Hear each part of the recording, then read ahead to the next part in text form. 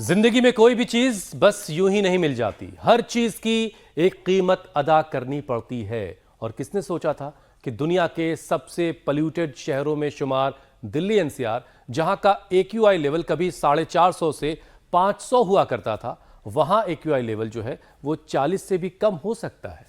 हुसैन, ये एकदम सपने जैसा है, जैसे सपना सच हो गया हो। और श्रुतिका, वो भी ऐसा सपना जिसके हकीकत होने की उम्मीद लगातार बढ़ते ट्रैफिक, नई बनती इमारतों के चलते तो धीमी या फिर हम कह सकते ना के बराबर ही है। लेकिन अमित और श्रुतिका और साथ ही हुसैन, ऐसा हुआ है दिल्ली एनसीआर के कई इलाकों में एक्यूआई की अगर हम बात करें तो वो 50 से भी नीचे गया है और इसलिए एनसीआर की हवा बेहद साफ हो गई है। न्यू मोतीबाग में 38 एक्यूआई, सेक्टर 116 नोएडा में 42 एक्यूआई, सेक्टर 125 नोएडा में एक्यूआई 50, जेएनयू में 43, सेक्टर 58 और सिर्फ फोर्ट इलाके की बात की जाए तो 49 यहाँ एक्यूआई हो गया है। इससे उन लोगों को बड़ी राहत मिली है जो खासकर हम दिल्ली एनसीआर वाले जो फ्रेश एयर से दूर रहते थे, जिन्हें फ्रेश एयर मिल नहीं पाती थी और जो फ्रेश एयर में सांस लेने के लिए मैदानी इलाकों से निकलकर अक्सर पहाड़ों का रुख करते थे। पहाड़ों को भी सांस आई है। तभी आप अक्सर घर जाया करती हैं, अच्छे से सांस ली जा सके। बहरहाल देखिए, और इसके लिए उन्हें शुक्रिया अदा करना चाहिए मॉनसून का, उन तमाम लोगों को, दिल्ली एनसीआर वालों को, जिसमें बारिश की आमद की वजह से हवा साफ हो गई है। लेकिन जैसा मैंने कहा कि हर चीज की एक कीमत चुकानी पड़ती है। जहां लोग बारिश के साथ साथ साफ हवा को एंजॉय अब कर रहे हैं, वहीं हवा में नमी की वजह से परेशान होने वाले लोगों की भी कमी नहीं है। बिल्कुल सही कह रहे हैं हुसैन आप, क्योंकि मॉनसून की वजह से हवा में नमी बढ़ जाती है तो ऐसे में सांस के मरीजों की दिक्कत बढ़ जाती है। और वहीं बात की जाए अस्थमा के पेशेंट्स की तो उनके लिए तो आफत है। ना तो वो बारिश में बाहर जा सकते हैं, ना ही वो रंग बिरंगे फूलों के बीच, ना पेड़ पौधों के बीच जा सकते हैं। और क्यों? ये सबसे बड़ी वजह क्या है इसके पीछे, क्यों नहीं जा सकते हैं? वो है डैम्प मौसम। क्योंकि ह्यूमिडिटी से कब एलर्जी हो जाए, कब ट्रिगर कर जाए, नहीं पता चलता है। और फिर सांस की नली में सूजन हो जाती है, सीने में जकड़न जैसी दिक्कतें आ जाती हैं और लंग्स को प्रॉपर ऑक्सीजन नहीं मिल पाता है, जिसके चलते नतीजा क्या होता है, सांस फूलने लगती है और आपको लगता है कि अरे कहीं दम ना घुट जाए। नहीं, ऐसा नहीं होगा। और जिन को फेफड़ों से जुड़ी कोई भी बीमारी है वो मॉनसून में खास तौर पर अपना ख्याल रखें, क्योंकि थोड़ी सी भी लापरवाही अस्पताल जाने की नौबत ला सकती है। चलिए, अगर हमने बहुत ज्यादा आपको उलझा दिया है तो उलझन दूर करते हैं। सीधे अब चलेंगे स्वामी जी के पास। योग और प्राणायाम के जरिए कैसे आप खुद को महफूज रख सकते हैं, अस्पतालों के चक्कर से बच सकते हैं। तो हम योग गुरु से ही जानेंगे कि अस्थमा, सीओपीडी, फाइब्रोसिस के साथ साथ लंग्स की जो तमाम तरह की बीमारियां, उनसे कैसे छुट्टी मिलेगी। देखिए, गुब्बारा फुलाने से भी जो है राहत मिलती है। स्वामी जी प्रणाम, बहुत बहुत स्वागत है आपका। प्रणाम स्वामी जी, बहुत बहुत स्वागत है आपका। गुब्बारा फुलाने से भी राहत मिलती है। और ये जो कठिन आसन, यहाँ रितिका, रवीना और उधर ज्योत्सना, श्रुतिका और स्वामी जी मेरे मीनाक्षी जी कर रही है, वो ना भी कर पाए तो कोई बात नहीं। गुब्बारा चाहिए आपको? नहीं, इधर जो है ये बाबा जी हमारे, ये 35 साल से जूझ रहे थे अस्थमा से। अब 35 साल का अस्थमा ठीक कर लिया। यहाँ अच्छी हवा, जैसे आप कह रहे दिल्ली एनसीआर भी, जहाँ एक्यूआई 400-500 तक पहुँच जाता था। ये नशे बड़ा ज़बरदस्त होता है अणु तेल का। और जल नेति, सूत्र नेति तो कहना ही क्या है, जिनको हमारी ये योगाचार्या बहनें कर रही हैं। ये अनुलोम विलोम करें, भस्त्रिका कपालभाति करें, गुब्बारा भी फुलाएं।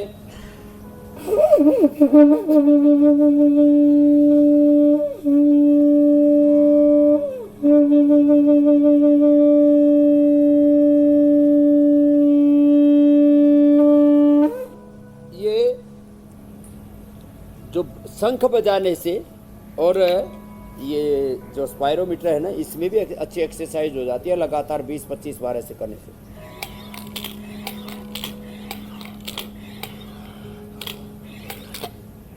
ऐसे ये बड़ा जबरदस्त है, लगातार ऐसे करने से। दूध में हल्दी, शिलाजीत, ये च्यवनप्राश और बच्चों के लिए ये बालप्राश बड़ा जबरदस्त है।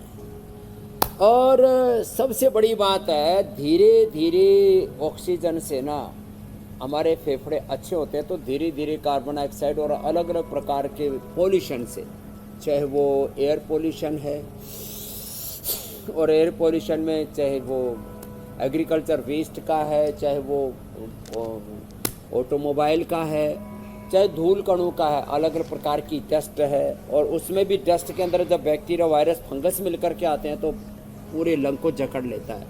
उसके लिए हम ये हल्दी, काकड़ा सिंगी और इसके अंदर गाय का घी, कपूर, ये सब मिला करके इससे धूमने से भी कराते हैं। फिर इसी की ही स्टीम देते हैं। फिर ये जो बालक यहाँ पर बैठा हुआ है, इसको तो ये पूरा दिव्य धारा और पतंजलि बाम लगा रहे हैं। और एक बात ज़बरदस्त है, लेप, इसको कहते हैं हल्दी, अदरक, लहसुन, प्याज, इसको पेस्ट करके उसको लगा देते हैं। ये तो बालक था जिसको बहुत ज़्यादा कफ कोल्ड था ना, इधर आओ। इस बालक की तो हालत ये हो गई थी जो है, इसको सांस की दिक्कत से, हार्ट की दिक्कत, और बीपी कितना हो गया था? 160 ऊपर का, और नीचे का? नीचे वाला 100 नीचे का 100 और ऊपर का 160। और कारण क्या था? कारण मैं नाक से सांस नहीं ले पाता नाक था। से सांस नहीं ले पा रहा था। क्या नाम बेटा? ध्रुव। ध्रुव, एक बार जोरदार अभिनंदन। अब क्या चलिए हाल है? ध्रुव अच्छे हो जाएंगे। बीपी नॉर्मल है, 130 आ गया, और नीचे वाला पूरा 80 आ गया, और नाक से सांस एकदम आराम से और ले। हार्ट में भी तो कुछ गड़बड़ होगी। हार्ट वाला तो ठीक हो गया है। लो, हार्ट में गड़बड़, बीपी गड़बड़, केवल नाक बंद थी, और नाक खुली अणुतेल से, जलनेति सूत्रनेति से। करो अनुलोम विलोम करो बेटा। स्वामी जी चलिए ये सारे ध्रुव की बात, सारी मैंने इसलिए बीमारियां, बताई, ये पहली बार परेशानियां मैंने दूर लाइफ में होंगी। देखा। लेकिन अभी जरा दिल्ली वालों के पास थोड़ा सा खुश होने का, थोड़ा सा इतरा लेने का मौका है। इतनी साफ सुथरी हवा यहाँ पर हो गई है। और भी थोड़ी देर पहले श्रुतिका बता रही थी कि किसी सपने के सच होने जैसे वाली फीलिंग उनको हो रही है, क्योंकि दिल्ली में जो AQI का लेवल है वो अब करीब 50 के आसपास है, जहाँ कभी 450 और 500 हुआ करता था। तो स्वामी जी अक्सर हम जब आपको देखते थे यहाँ से बैठ करके हरिद्वार में, तो वहाँ तो बहुत AQI जो है डाउन रहता है। तो अभी हम ये कह सकते हैं आप आइए, दो चार दिन गुजारिए दिल्ली में, आइए तो आपको चारों तरफ यहाँ हरियाली। हरिद्वार वाली फीलिंग आपको यहाँ आएगी।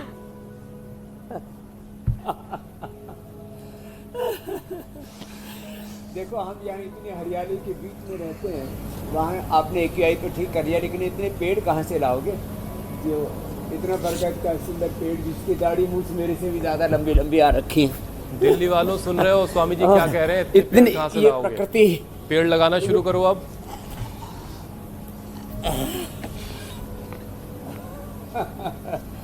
और जो है, वैसे स्वामी जी पेड़ लगाने का अभी कार्यक्रम तो रोज शुरू हो लगा चुका भी रहे है। हैं हम, उसमें भी इजाफा हो रहा है। हाँ, तो रोज एक बार सुबह उठ करके सूर्य नमस्कार करना। ऐसे ही ताड़ासन करने से ना फेफड़ों में पूरा सांस भरता है। तो हमने पेड़ लगाने का अभियान भी शुरू कर दिया इंडिया टीवी पर, और योग के अभियान के साथ health awareness, nature and environment के प्रति भी अवेयरनेस, जागरूकता। और देखो ऐसे फिर फूड अवेयरनेस, अच्छे खाने पीने के प्रति अवेयरनेस, लंबे लंबे श्वास। तो एक एक क्षण जब आप अच्छा श्वास लेते हो, लंबा श्वास लेते हो, नॉर्मल व्यक्ति 1 मिनट में 16 श्वास लेता है, योगी व्यक्ति के 8 हो जाते हैं। योग करते समय, ध्यान करते समय 4, 2 और 1 तक पहुंच जाते हैं। तो जितना सांस लंबा होगा उतना ही हमारा आरोग्य अच्छा होगा। ताड़ासन से और direct उतना ही ताड़ासन बारिश से, के मौसम को अर्धउष्टासन से एंजॉय कर पाएंगे।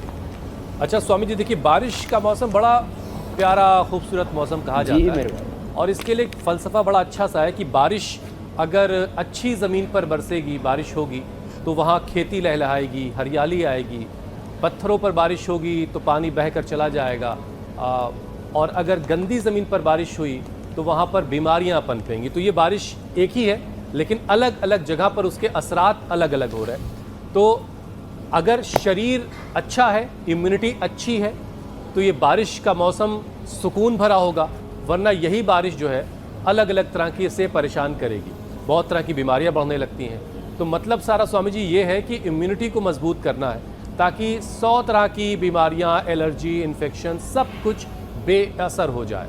तो जाहिर उसके लिए पावर योगा करना पड़ेगा, पूरा एक पैकेज उसका करवा दें आप।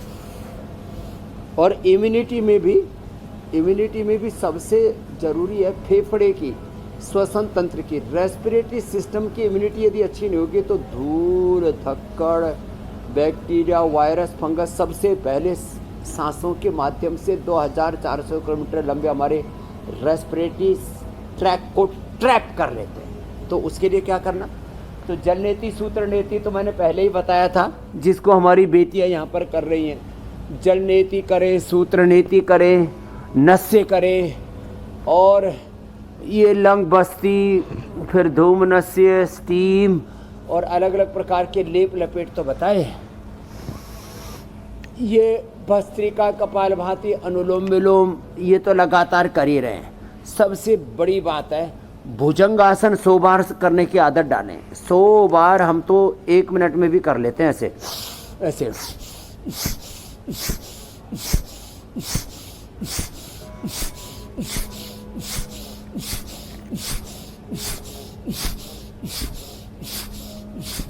ये तो थोड़ा ज़्यादा ही सुपर फास्ट हो गया, होले होले भी कर लेंगे ना, 2-2.5 मिनट में भी कर लेंगे तो भी बात बन जाएगी। हम तो इसको इस तरह से, और जो ऐसे पूरा कर सके, ऐसे पूरे पीछे गए, पूरे नीचे आए, पूरे ऊपर उठे, ऐसे, और इसके साथ फिर यदि ये भी हो जाए तो और अच्छी बात है। ऐसे अभी तो मीनाक्षी जी, ज्योत्सना जी, श्रुतिका जी, पूजा जी, अमित जी, और सेम टू यू। आप कभी कभी लेकिन यहाँ मैदान जंग में कभी कभी आते, लेकिन घर आप पूरा योग भी करते हैं हसैन जी। स्वामी जी मैदान जंग में ना तो बहुत सारे रोल होते हैं, पूरा संगम कर दिया है।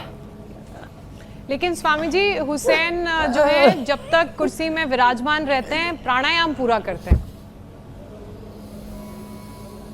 अनुलोम विलोम चलता रहता है। यहाँ ये सबके हिस्से के ऑक्सीजन अकेले पी जाते हैं, तो इसलिए ये चमकते रहते हैं। तो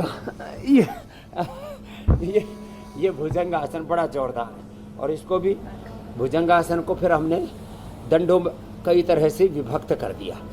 ऐसे ये ऐसे ऐसे ऐसे। इधर जो है रितिका जी, रवीना जी तो कठिन कठिन आसनों में टंगी हुई है, ऊपर हाथों के ऊपर। अब इतना भय कोई कर सके तो बहुत अच्छी बात है। उधर वो भी करो बेटा, आप मंडूकासन करो। इसने मधुमेह पर विजय पा ली है। हाँ, ये जोरदार काम कर लिया। इंसुलिन बंद कर लिया इसने। वो भी कहाँ से आई है? महाराष्ट्र से। श्रीहन आए हैं यूएस से। और ये ध्रुव ने तो, ध्रुव कहाँ से आया बेटा? हरियाणा से। ध्रुव प्रहलाद सुदामा ने ओढ़ी,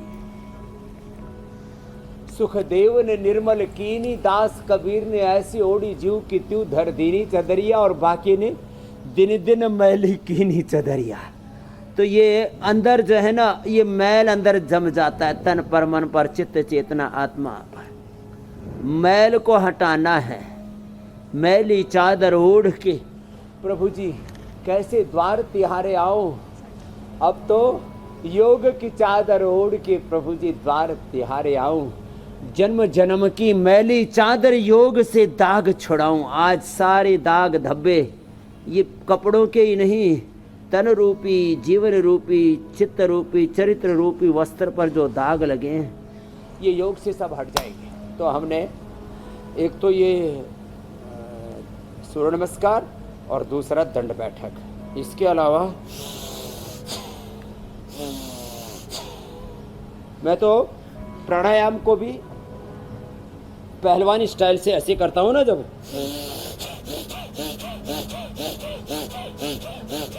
अब जिनको अस्थमा है। अच्छा स्वामी जी देखिए, ये सारे अभ्यास से हो जाएगा। लंग्स को इतना मजबूत कर देंगे अभ्यास से तो, कि लंग्स किसी भी हालात से निपटने के लिए हमेशा तैयार रहेगा। और किसी भी तरह की बीमारी में नहीं उलझेगा कभी वो।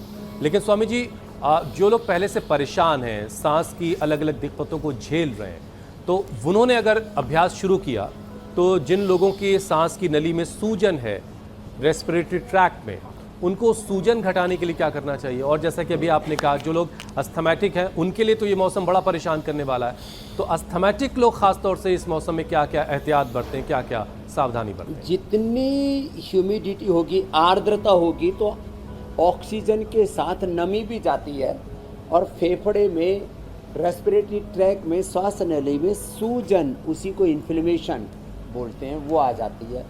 उसके लिए एक तो ये अभ्यास कर देखो, ऐसे लंबे श्वासों के साथ ना, ऐसे। फिर देखो तुलसी, हल्दी, अदरक, लौंग, काली मिर्च, और घरों में वासा वनप्सा। देखो ये छोटा बांसा, बड़ा जो है, एक तो सादा बांसा होता है, एक ये पीला बांसा होता है। बांसा बड़ा ज़बरदस्त होता है, ये बांसा, तुलसी, इसको घर में लगा के रखें और इसी का रस पी लिया करें अथवा काढ़ा बना करके पी लें। हमने स्वासारी क्वाथ भी दिया है, मुलेठी क्वाथ भी दिया है, उसको भी उबाल करके दिन भर उसका पानी पिलाते हैं। दिव्य पेय भी हमने लोगों को दिया है, दिव्य पेय पिला देते हैं, हर्बल टी। मुलेठी की चाय पिए, उसमें थोड़ा दालचीनी और मिला दे, चीनी मिलाने की ज़रूरत ही नहीं होती। दालचीनी चीनी से भी ज़्यादा मीठी होती है। और फिर अकेला दूध कफ करता है, दूध में भी थोड़ा हल्दी, शिलाजीत डाल करके थोड़ा फिर च्यवनप्राश लिया करें। नहीं तो हमने एक प्रयोग किया, खजूर और चना खिलाया। खजूर खिलाते, चना खिलाते हैं, इसलिए हमने चना भी आज यहाँ पर रखा हुआ है, ये सजावट के लिए रखा है। खजूर, चना, और बाकी पपीता देते हैं, उबला हुआ सेव देते हैं, उबला हुआ, हाँ, अमरूद जो है, सिका हुआ अमरूद, यदि कोई इसको, आजकल तो अनेक प्रकार के यंत्र आ गए, ओवन में सेक लें उसको। जो अमरूद है ना, इसको जब उबाल करके ले लेते हैं, सेक करके खा लेते हैं, वो बड़ा ज़बरदस्त फ़ायदा करता है कफ कोल्ड में। और सदियों से हमारे यहाँ पर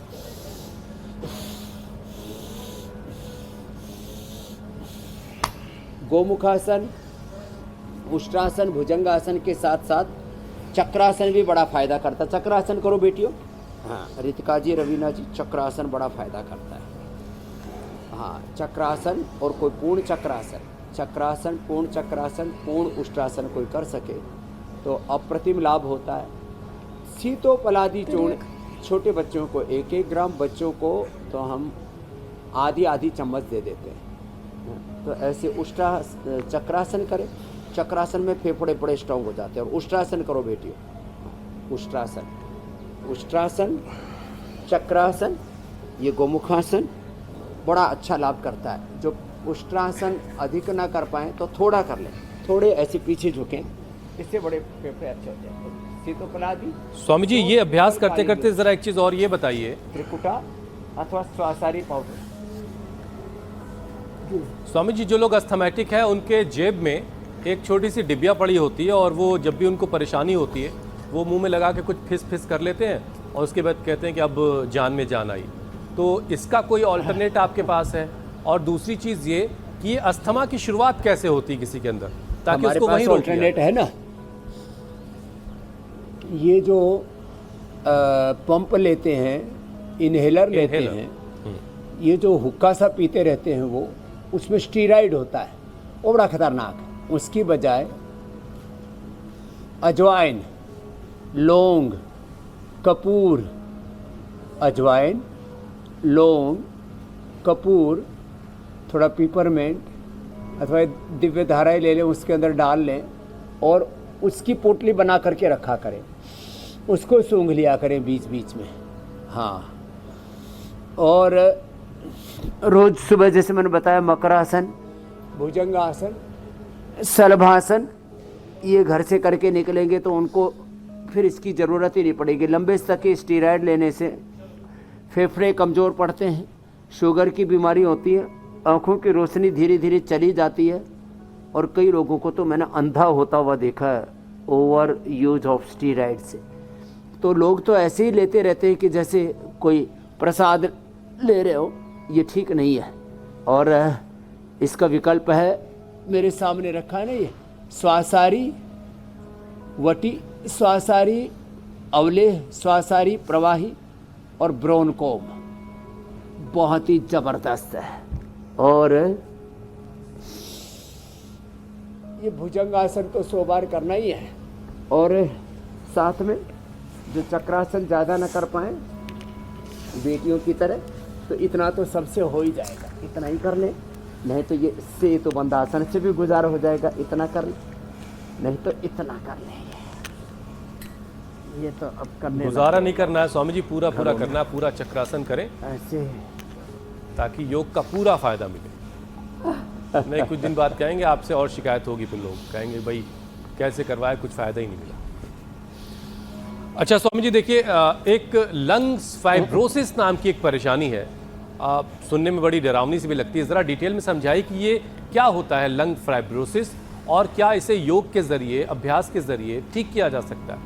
जैसे हमने ब्रोंकाइटिस को बोला कि वो फेफड़ों की सूजन है, अस्थमा फिर ज़्यादा लंबे समय तक फेफड़े कमज़ोर होते चले गए, लंग के हमारे एल्वोलाइज, वो श्वास दमा है। अब ये लंग फाइब्रोसिस क्या है? फेफड़े के अंदर, अब ये सर्वांगासन भी, इससे पूरा भरपूर ऑक्सीजन मिलता है फेफड़ों को, बड़ा लाभ करता है ये।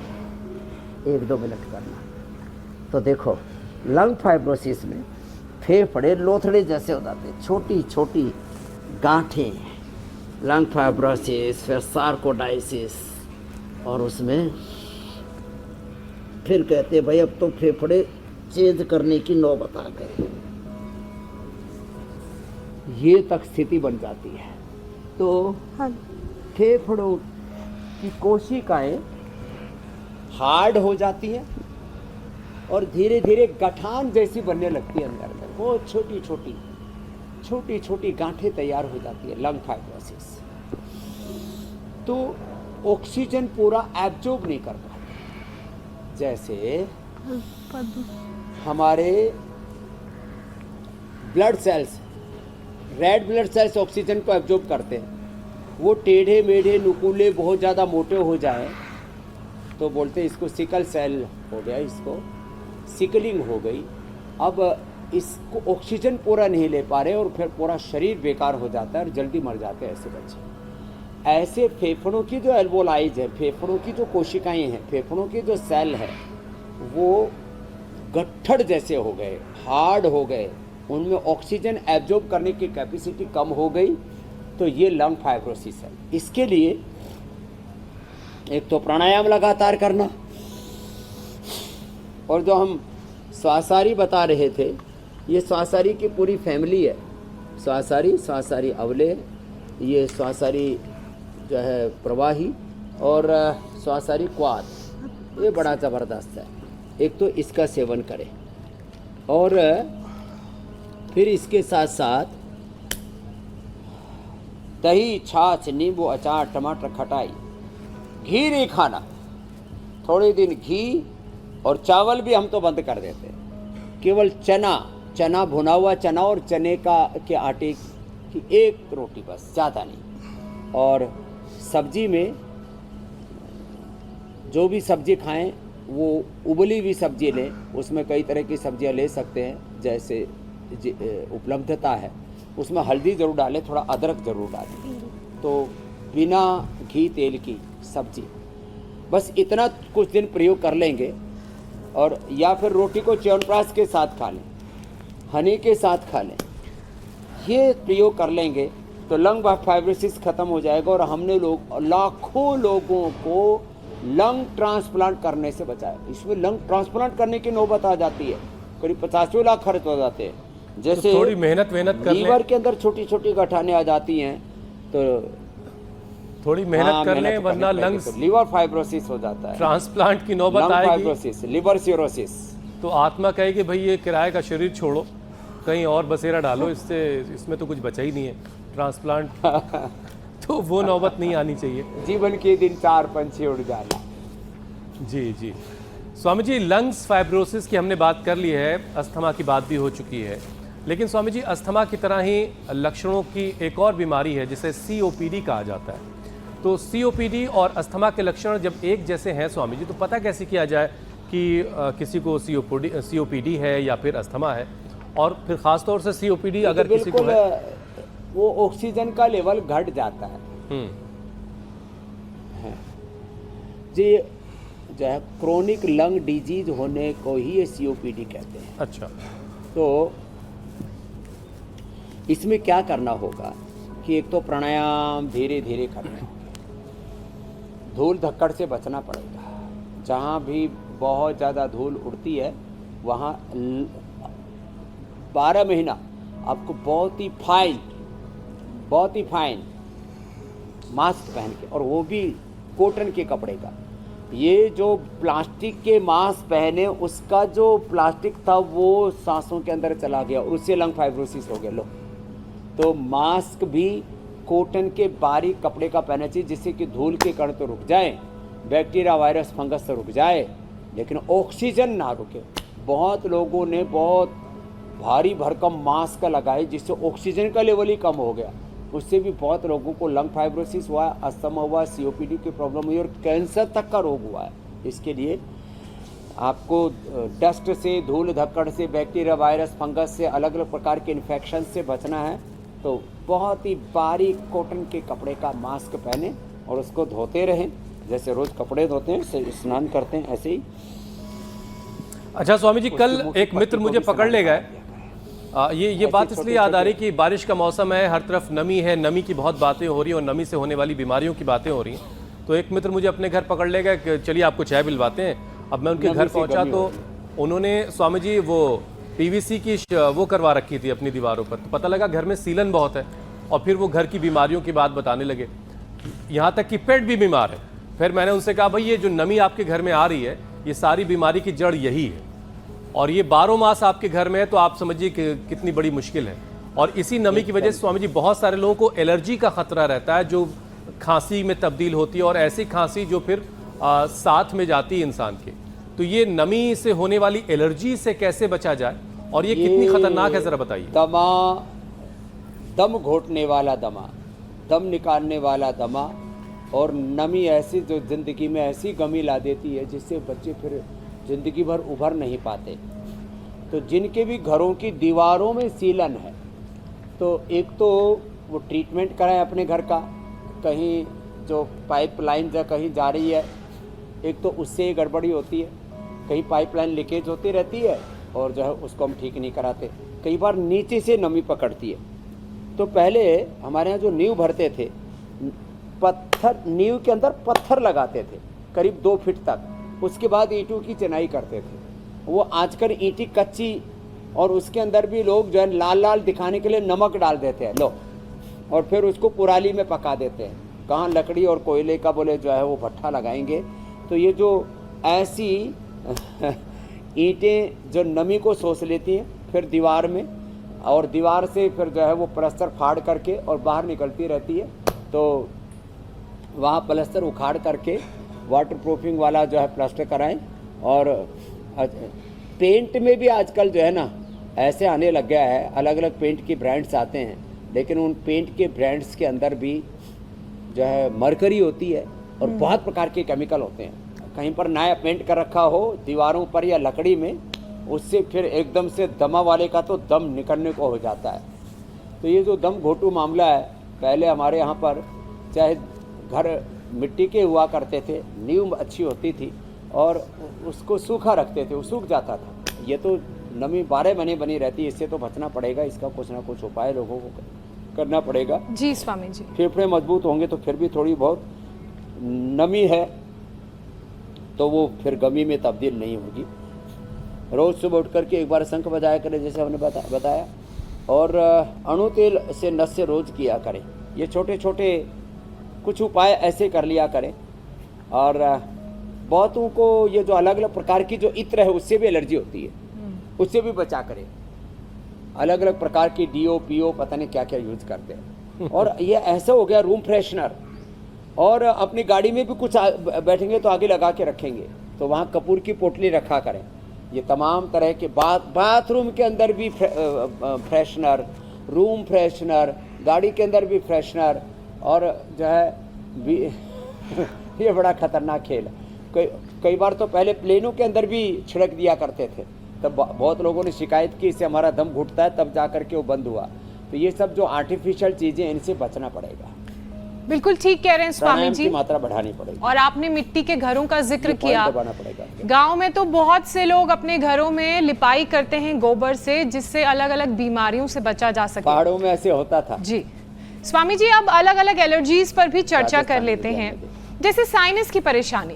योग के साथ दो कारगर उपाय बताते आप चलिए, ताकि जिनको साइनस की, और क्योंकि बरसातों के मौसम में टॉन्सिल्स भी दिक्कत देते हैं साइनस, लोगों नाक को, बंद हो जाते वो हैं, दोनों जैसे ध्रुव के परेशानियां बंद दूर थे, हो जाएं। अब तो इसके खुल गए। करो करो कपाल भाती करो। तो काली मिर्च 5, ये जो काली मिर्च हमने रख रखी है ना, ये कोई सजावट के लिए नहीं रखी हुई है। ये 5 काली मिर्च और 5 बादाम, 5-7 काली मिर्च और 5 बादाम, ये चबा करके मुंह में अच्छे से धीरे धीरे धीरे चबाएं। करीब 5 मिनट लगेंगे चबाने में, धीरे धीरे चबाना। कुछ लोग तो गट कर जाते हैं। 5 काली मिर्च 5 बादाम ऐसे पीस करके भी रखें तो 100 ग्राम बादाम, 20-25 ग्राम काली मिर्च और उसमें 50 ग्राम खांड, देसी खांड होनी चाहिए, चीनी नहीं डालनी, देसी खांड अथवा खजूर मिला करके रख लें। फिर गुड़ जैसा बन जाएगा, वो गोली मुंह में रखें, नाक खुल जाएंगे। अणु तेल से, ज्योतिषमती से, नशे करने से तो खुल जाते हैं, नहीं तो सरसों का तेल डाल लो। ये रिंग फिंगर के टॉप पर, जितने भी पॉइंट अंगुलियों के टॉप पर हैं, हाथों में भी सेम, पैरों में भी, ये साइनस के पॉइंट है। ये ऐसे ऐसे ये पॉइंट दबा लो, हाथों में भी और पैरों में भी ये पॉइंट ऐसे दबा लो। और हाँ, बच्चों के लिए एक उपाय, तुम भी सुन लो ध्रुव, रोज दौड़ लगाना बेटा 10 मिनट। दौड़ लगाने से एकदम नाक खुल जाते, कितनी नाक बंद हो। हाँ, दौड़ लगाओ और नाक ऐसे खुल जाएंगे, गंगा यमुना दोनों खुल जाएंगे, बीच में सरस्वती प्रवाहमान होगी। नहीं तो बहुतों की तो गंगा यमुना यहीं बहती रहती है और ऐसे फिर अंदर ही अंदर पीते रहते हैं। तो बहुतों का फिर वो नजले में तब्दील हो जाता है, जब लंबे समय तक नाक बंद रहते हैं और वो नजला बालों में उतर आता है तो बाल सफ़ेद हो जाते हैं रे रामा रामा। फिर ये करना पड़ता है, जैसे हमारी अम्मी जी करते रहते हैं। फिर शीर्षासन करवाते हैं, आंवला एलोवेरा का जूस पिलाते हैं। ये नजला पुराना हो जाए तो देखो, कफ को खाली हम यही समझते हैं नाक बंद हो रहा है, बलगम बन रहा है, ये बालों में उतर आए तो बाल सफ़ेद, आंखों में उतर जाए तो आंखों पर चश्मा। अब इसके लिए फिर शीर्षासन कराना पड़ता है हमको। चलो बेटियों, आप भी करो शीर्षासन और सर्वांगासन, ऋतिका जी, रवीना जी। फिर ये बालों में उतर आए तो बाल सफ़ेद, और आंखों में उतर आए तो आंखों पर चश्मा, कैटरेक्ट, ग्लूकोमा, और फिर यही पूरे शरीर में कब फैल जाए तो मोटापा, और शरीर में गठाने, फिर काचनार, गुग्गुल, वृद्धि बाधिका करके मैंने गोल्ड हमें देना पड़ता है। यही कफ की वृद्धि से वेट वृद्धि होती है, कफ की वृद्धि से शरीर में गांठें शिष्ट होती हैं, कफ की वृद्धि से ही फिर लोगों को नींद बहुत आती है। तो स्वामी जी अब बढ़ते हैं आगे और बात उस मिशन की जिसे हमने नाम दिया है एक पौधा सेहत के नाम।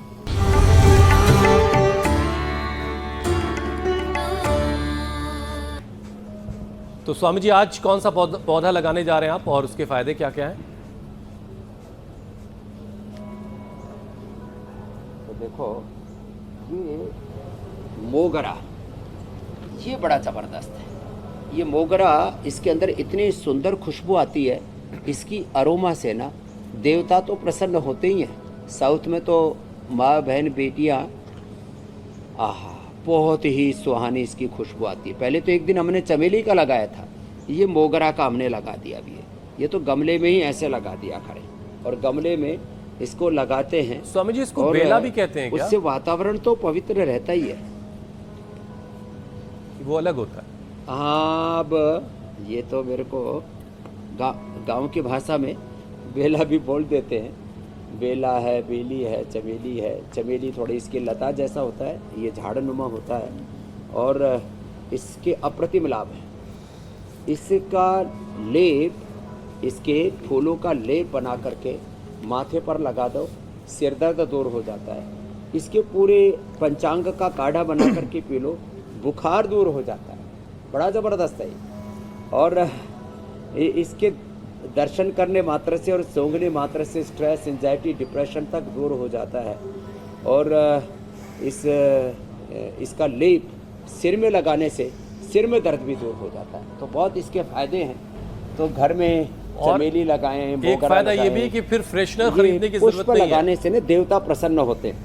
एयर फ्रेशनर, रूम फ्रेशनर, ये सारी चीजें खरीदने से भी हाँ, बच रूम जाएंगे। फ्रेशनर की जरूरत नहीं पड़ेगी। स्वामी जी अब आगे बढ़ते हैं। अब हमने जो एक मुहिम और शुरू कर रखी है लोगों को झूठे दावों से बचाने की, यानी फैक्ट चेक।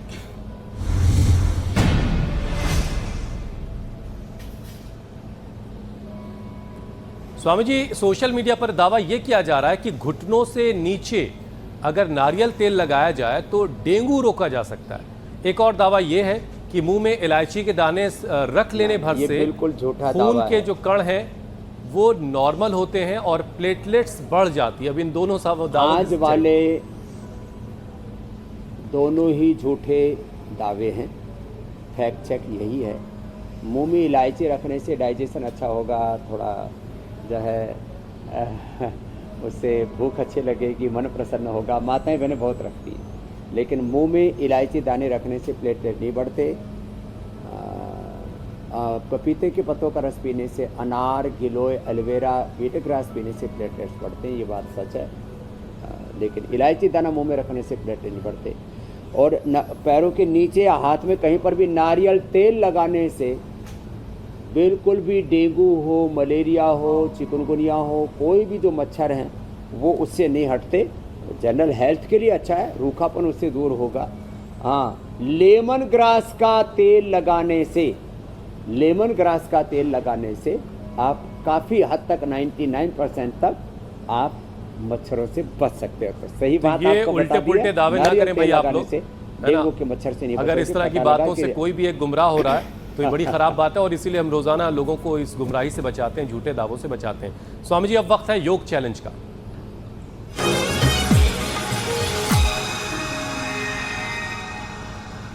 स्वामी जी जो आपने चैलेंज दिया उसे बहुत सारे लोगों ने एक्सेप्ट किया, बहुत सारे वीडियोस हम तक आए हैं। कुछ चुनिंदा वीडियोस आपको दिखाते हैं, फिर उसके बाद विजेता से मिलवाएंगे और फिर चैलेंज भी लेंगे। जरूर।